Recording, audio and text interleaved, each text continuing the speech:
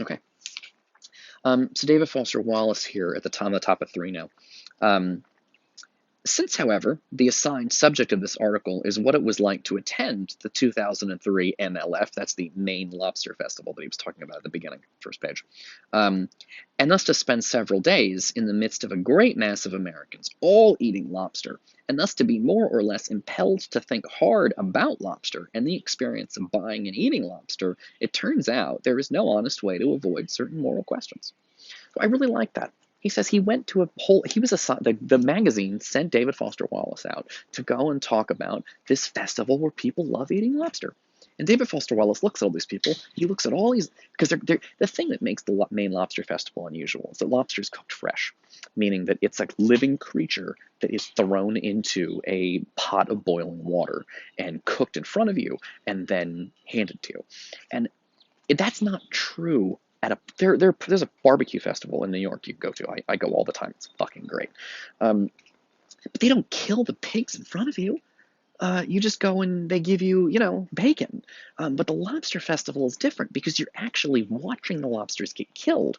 Whereas at the pork festival, at the barbecue festival, the cows and the pigs that are being killed are concealed from you. They're being killed somewhere else in a slaughterhouse and being turned into meat. And then the meat is delivered to the barbecue festival and you watch them cooking meat, but they're not like chopping the head off a cow. You don't see that. And because you don't see it, you don't have to think about it. But with a lobster, you kind of got to think about it because you're watching them do it. Some restaurants, by the way, you'll see a bunch of lobsters swimming around in a tank. And you just point to the one that you want, and they reach in there and they grab it and they take it back to the kitchen and they drop it in a pot of boiling water and they bring it to you. So you picked the one that will die. That's not true. The pork. Or if you go to a barbecue restaurant, you don't get to pick the cow that dies. You don't watch it die. You don't think they're killing that cow back there right now. It was dead long before you got there. It was killed recently, but not necessarily at the time you're sitting at the table. So you don't have to think about it. Okay, so David Foster Wallace talks about the fact that he's considering these issues. He says there's no honest way to avoid certain moral questions, right? Because you're watching the creature. You can avoid moral questions at a barbecue festival, because you're not actually seeing the pigs die. But it's at a lobster festival, you're seeing them die, and it raises moral questions, ethical questions. He says there are several reasons for this. For one thing, it's not just that lobsters get boiled alive; it's that you do it yourself, or at least it's done for you on site. This is what I was just saying. He has a footnote here. Let's see if the footnote's interesting. David Foster Wallace loves footnotes. Morality-wise, let's concede that this cuts both ways. Lobster eating is at least not abetted, meaning helped, by a system of corporate factory farms that produces most beef, pork, and chicken. Because if nothing else, of the way they're marketed and packed for sale, we eat these later meats without having to consider that once they were conscious, sentient creatures to whom horrible things were done. NB means note this. Horrible here meaning usually really horrible. We write off PETA. PETA is an animal rights agency. For their free Meet Your Meat video, because PETA is an animal rights agency, and they have like a Meet Your Meat video where they show you animals before they're killed. Narrated by Mr. Alec Baldwin, if you want to see everything meat related you don't want to see or think about. And then he has a NB2, means sort of a note the second thing. Remember I told you his novel has footnotes in the footnotes? Here you go. His footnotes have footnotes. NB2. Not that PETA is any sort of unspun truth. Like many partisans, that unspun truth means like directly, easily true. Like many partisans, that means they're on one side of a fight. In complex moral disputes, the PETA people are fanatics, meaning they're a little crazy. And a lot of their rhetoric, hey, you guys know the word rhetoric, seems simplistic and self-righteous. But this particular video, repeat with actual factory farm and corporate slaughterhouse footage, is both credible, meaning believable, and traumatizing, upsetting. Right, so this is the stuff that I just said a minute ago, but that notice David Foster Wallace is not. Remember I told you guys to consider reactions, think about things from more than one side. What would someone else say?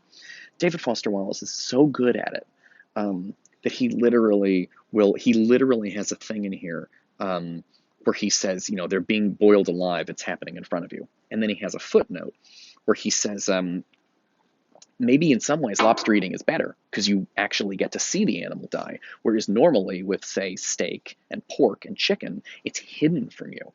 And then he says, PETA which is an animal rights agency, will show you movies where you can see the animals die because they're showing you the video because they want you not to be to eat meat anymore because they're against animal cruelty, and eating meat is animal cruelty.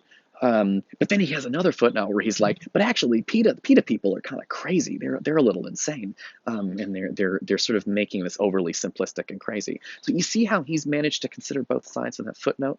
That's what I need you guys to do, is to think about this from more than one perspective. So he says, on the one hand, the Lobster Festival is actually better because they don't conceal what's happening. PETA will show you what's happening to cows and pigs, but then PETA's a little bit crazy. And so they have some limitations, but the videos are real, and they're pretty hard to deny. So he's able to kind of see this from multiple perspectives. All right, let's go back up to top of page 3 here. So he says, as I mentioned, the world's largest lobster cooker, which is highlighted as an attraction in the festival's program, is right out there on the MLF, that's the Maine Lobster Festival's north grounds for everyone to see. Try to imagine a Nebraska beef festival, at which part of the festivities is watching trucks pull up and the live cattle get driven down a ramp and slaughtered right there on the world's largest killing floor or something. There's no way. It's a great point. Right at the lobster festival, right in the middle of the festival, you can see all the lobsters being killed. But if you go to a barbecue festival, you will not see pigs and cows and chickens being killed in front of you. It's a huge difference. We hide it. We hide the killing usually. We don't hide it with the lobsters because we want you to see that it's fresh. But they hide it with the cows and the pigs because they don't want to make you unhappy. Because the whole point of when they're serving you delicious food is supposed to be something fun. And so they conceal it from you. Okay, now by the way, of course he has another footnote because David Foster Wallace loves footnotes. He says, is it significant that lobster, fish, and chicken are culture's words for both the animal and the meat, whereas most mammals seem to require euphemisms? A euphemism is like a nice way of saying something, like beef and pork, that help us separate the meat we eat from the living creature that once was. That is an incredibly interesting point. I can't tell you how much I love David Foster Wallace for noticing that. A living fish is called a fish. And when they cook fish and serve it to you in a restaurant, it's called fish. When a lobster is alive, it's called a lobster. When it's dead on a plate for you to eat, it's called lobster. Chicken. When a chicken is alive, it's called a chicken. And when they put it on your plate, it's called a chicken. That's because chickens and lobsters and fish are very different from human beings. They're not mammals. They're birds and ocean creatures. But cows and pigs are mammals, so they're a little bit closer to us. A living cow is called a cow, but a dead cow for you to eat isn't called a cow. It's called beef. It's got a different name when you cook it. Pork, it's called pork when it's dead, but when it's alive, it's a pig. Do you see how the language that's being used there helps you not to think about it? Again, remember Homer Simpson? He didn't know that bacon and sausage and pork were all from the same animal, the pig. Like, it's easy to understand that where's chicken come from? Chicken. Where's fish come from? Fish. Where's lobster come from? Lobster. But there's a little language gap. Where's beef come from? A cow. It's got a different name. Where's pork come from? A pig. It's got a different name. Because cows and pigs are closer to people, we don't want to think about them dying. And so the meat gets a different name. I'm going to tell you a crazy story. This is a funny story from my friend Brady's dad. So my best friend, his name Brady, he's the fucking best. Yay, Brady! And Brady said, Brady was out to dinner with his father once, and he was cutting a steak up. And he said to his dad, like, oh, like the muscle in the steak is really, it's tough. And his dad said, muscle? Well, he didn't. His dad's like, 70 years old. And his dad's like, muscle? Like, what are you talking about, muscle? And Brady was like, what do you think steak is? And Brady's dad thought about it. And I guess Brady's dad, 70-year-old man, he thought that animals had bones, and they had muscles, and then they had food. Because we don't like to think about it. When you're eating a steak, when you're eating a piece of pork, you are eating the muscle. When you have a steak, you are having cow muscles. And when you are eating pork, you are eating pig muscles. That is what it is. It is a muscle, just like, this kind of muscle. You're eating it. But he didn't even realize. He thought like muscle was like a separate thing from food. Like food is muscle because the culture sort of makes it confusing by giving things these complicated names. We don't call it cow. We don't call it muscle. We don't, when it's in a restaurant, we don't, hey, would you like the cow? Would you like the pig muscle? Would you like the cow muscle? We have a special name for it when it's food. Beef, sausage, bacon, right? And we don't call, when you see a cow, you don't call it a steak. When you see a pig, you don't call it a bacon. They're separate names because we're concealing from you what it is. Obviously people know, but it makes it easier not to think about.